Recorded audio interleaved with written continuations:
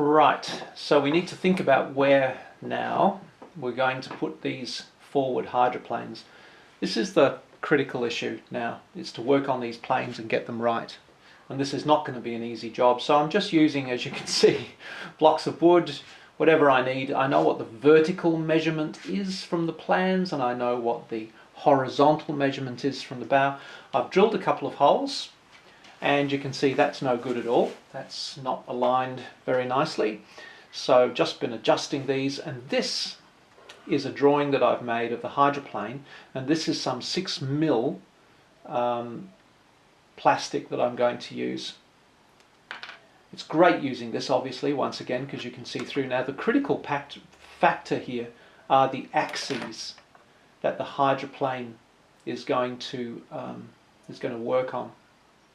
And I've really got to mark those very carefully and really build the hydroplane around the axes. So I'm taking some time to get this right. This is quite a lovely lump of perspex. I should be able to get everything I need out of this. And I'm going to drill down from the top for the arm that's going to pull the hydroplane in, and drill in from the side. Now, once again, this stuff's pretty darn good, because what I can do in this case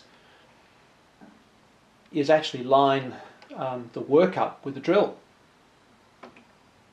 as opposed to the obvious making the work square. There we go, that's nicely in line. Just touch it with the center so that the drill's got somewhere to go, and now we are going to drill this hole. I discovered with perspex early on that it overheats pretty quickly, so you just take little bites.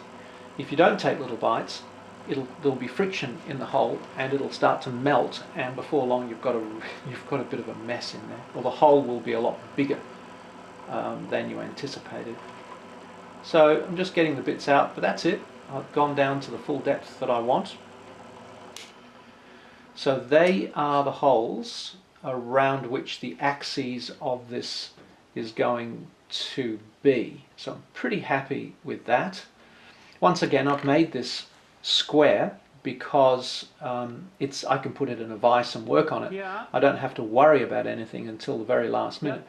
I'm marking on here where the shape of the hydroplane, what the shape of it is and how it's going to go, although it's a bit early to do this.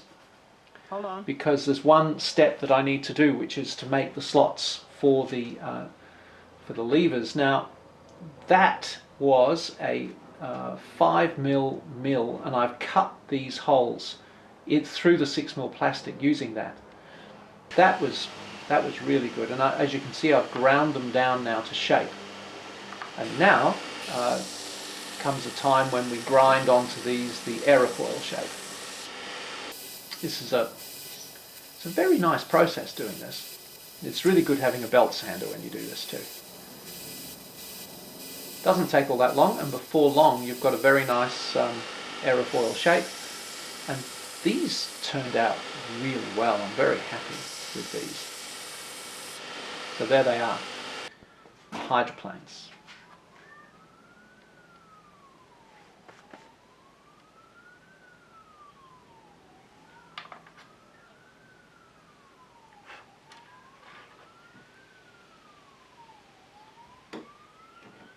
Yep, there are the spindles that run through them, the shafts. Very nice indeed. And that's where they're going to go. They might be a tad large, I'm not sure, but I think that's okay, and the arm is going to come out of that hole. Now clearly what I also have to do is put a hole in here, because that arm has to go through all of the through the side.